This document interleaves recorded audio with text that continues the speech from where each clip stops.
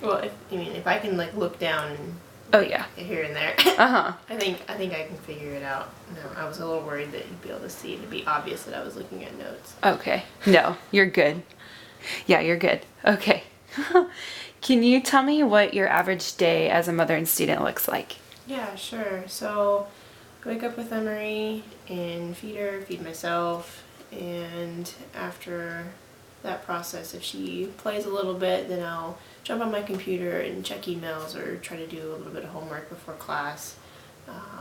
But usually I don't get much work done until she's asleep for nap or at bedtime. And then somewhere in there, I go to work. Do you take her with you to work, or do you have people to help you? I take her with me to work. Okay. Yeah, so our day is pretty busy and have to manage it fairly well. Yeah. Yeah, it's a blessing that I do get to take her to work, but I don't get to work on schoolwork until mostly the evening. After she goes to sleep? Yeah, after she goes to sleep. Who watches her while you're in class? Josh does, my husband. Okay. Yeah. What's the hardest part of being a mother and a student?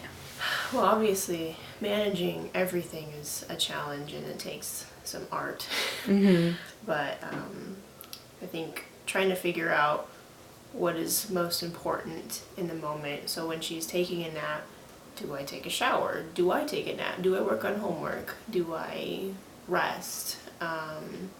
Because all of those things kind of affect each other. So if I don't do my homework and I'm diligent with that, then obviously there are repercussions for that. If I don't rest, because she wakes up in the middle of the night several times, so if I don't rest, then I have a harder time studying.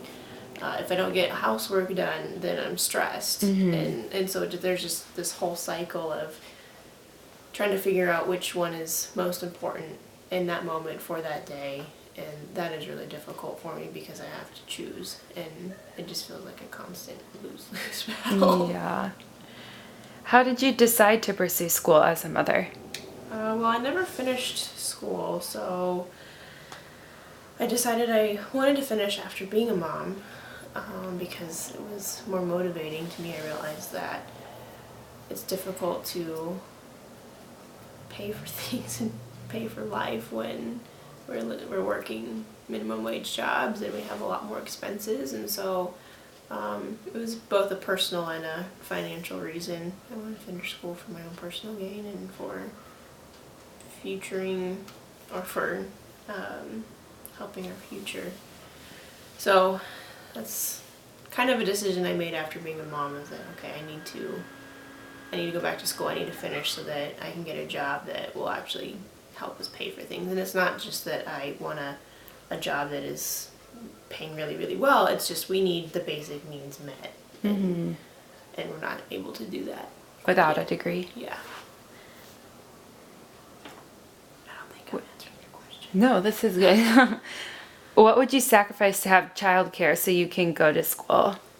What would I sacrifice for childcare so I can go to school?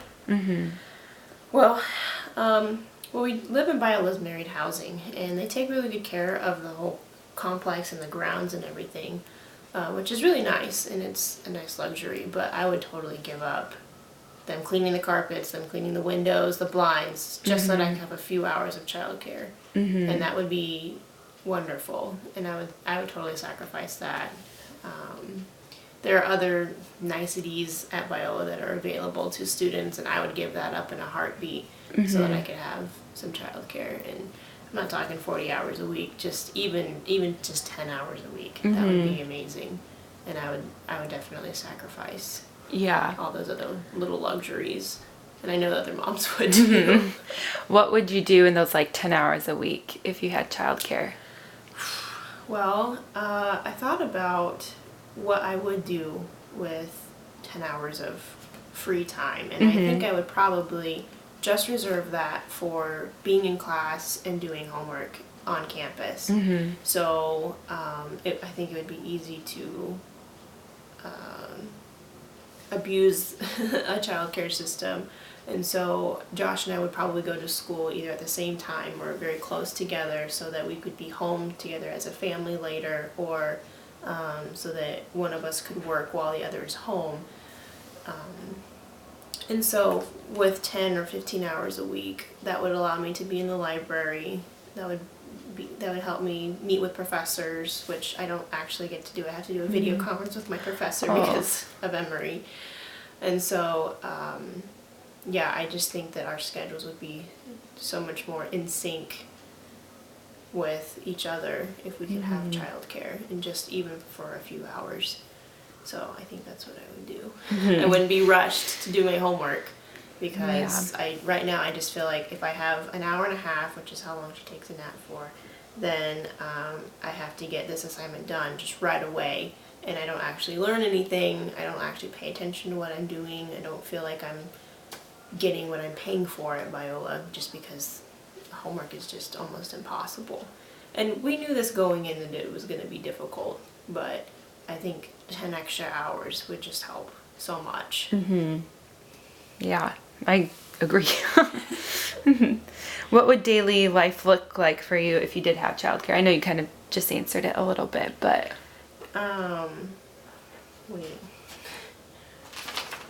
that's number 6 on the bottom of the first page. What was the question you asked before then? Well, I was asking a follow-up question, so I guess that right. you really did. Yeah. But I like what you say down at the bottom, like the goal and hope is I would actually be able to learn something. Yeah. Oh yeah, you did say that. So we can just go on to the next question. Or did you have anything in there that you wanted to say? I think I said everything in there. Okay. I think just the way you worded the first, the follow-up question was better than the question I had here. Okay. So I'll just go with that. Okay. So then we're on to the last question. And so for this one, if you could reword it, that would be awesome. Like, if I had childcare, like, it would affect me in this way. Okay. Okay, so how would childcare affect you or your family in the future or long term? How would childcare affect us in the future or in long term? Well, I think it could affect us, obviously, both right now in the moment and then in the future, by just helping us prepare more for our future, meaning emotionally it's been really difficult for Josh and I to manage everything. And again, we knew it was going to be hard. We knew that it was going to be a struggle, and college life usually is a struggle for everybody, but I don't think we realized how hard it would be, and how much it would really affect our marriage, affect our family. And so having childcare, I think, would help us through this difficult phase of life. We definitely trust in God, and we trust that He's going to take care of us, and so we have that faith, and obviously we're attempting to make it through without the childcare, but I think having it would definitely soften the blow a little bit. And I think our marriage would be a little bit stronger. I mean, it has gotten stronger just because we've been struggling so much, and we have to rely on God more and each other.